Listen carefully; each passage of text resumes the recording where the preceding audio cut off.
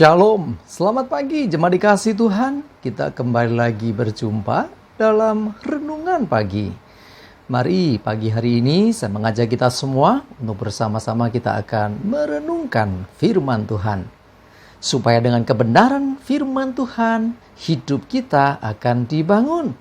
Dan tentunya kita pun akan semakin bertumbuh, diteguhkan dan dikuatkan dalam iman dan pengharapan. Firman Tuhan adalah kebenaran.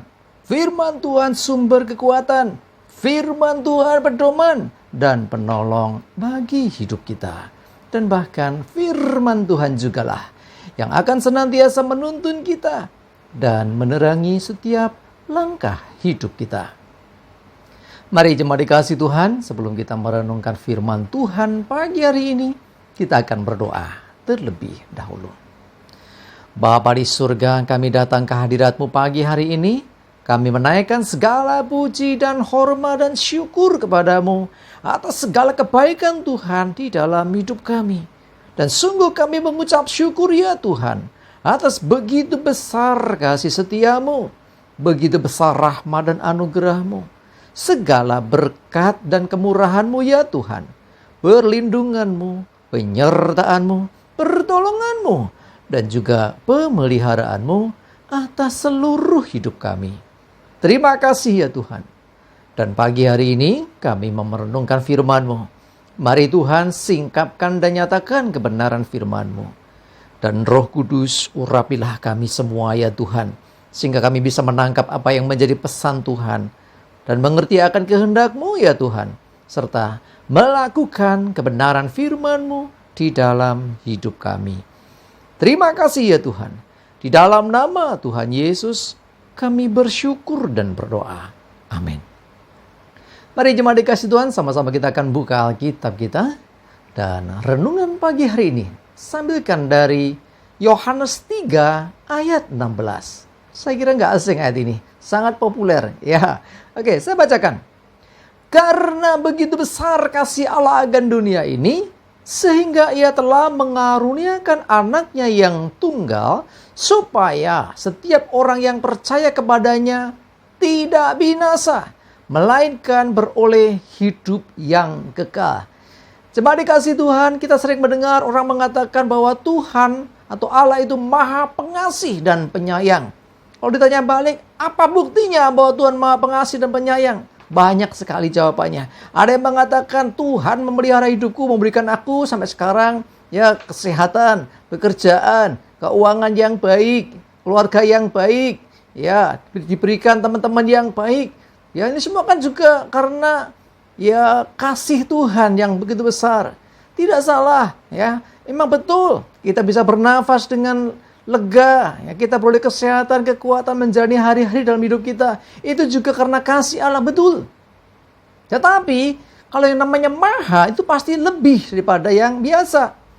Ya Allah kasih, betul. Tetapi maha pengasih. Seperti dikatakan Yohanes 3:16 ini, kalau ada kata maha di sini berarti di atas semuanya. Apa gunanya seorang manusia beroleh seluruh isi dunia ini? Beroleh semua yang baik, kesenangan, kebahagiaan, tapi ketika mati masuk neraka, semuanya kesia-siaan. Apakah Tuhan ingin menunjukkan kasih-Nya hanya ketika engkau di dunia? Diberikan kehidupan, diberikan semua yang baik, yang menyenangkan, tetapi pada akhirnya membiarkan engkau binasa?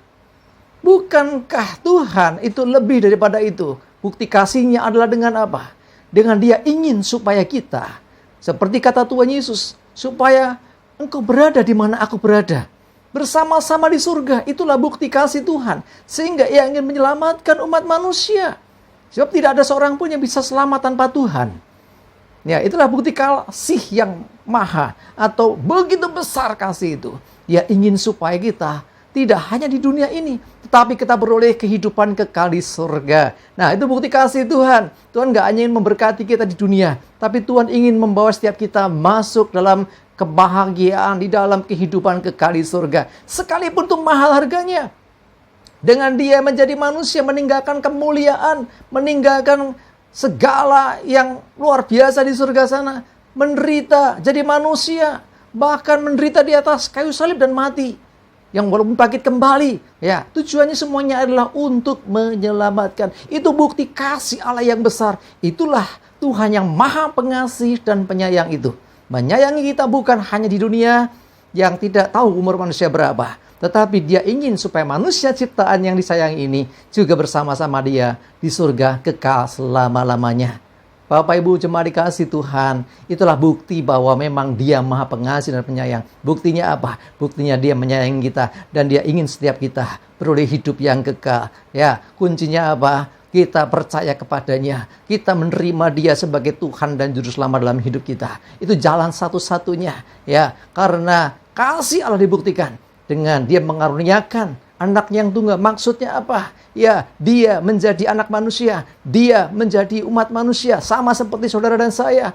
Hingga dalam dunia pada masa yang lampau. Dan akhirnya Dia kembali lagi ke surga. Dan menyediakan tempat bagi kita. Orang-orang yang dikasihinya. Sebab kesanalah nanti orang-orang yang menerima kasih Allah yang besar ini akan tinggal. Mari kita semua adalah orang-orang yang berpengharapan dalam Tuhan.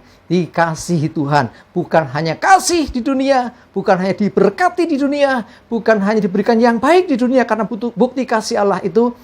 Ya, tetapi dibuktikan lebih lagi. Dengan membawa kita serta dalam kehidupan kekal di surga. Itulah Maha Pengasih dan Penyayang. Ya, jadi tidak hanya di dunia. Tapi Tuhan ingin kita ada bersama-sama Dia. Di dalam keabadian surga. Cuma dikasih Tuhan, kita punya pengharapan. Kita punya Tuhan yang telah menjadi juru selamat bagi kita. Alkitab katakan tidak ada juru selamat selain daripada Tuhan sendiri. Dan Tuhan sendiri menyatakan bahwa telah lahir juru selamat, yaitu Kristus Tuhan. Ya, artinya apa dikatakan Tuhan digenapi. Siapakah juru selamat? Tuhan kita, Yesus Kristus. Karena itu bukti kasih Allah. Ya, sekalipun sulit, sekalipun tidak masuk akal, tetapi Tuhan membuktikan kasih-Nya dengan Dia menyelamatkan umat manusia. Sekalipun dengan pengorbanan, harus mati di atas kayu salib, tetapi Dia kerjakan semua. Karena begitu besar kasih Allah akan saudara dan saya.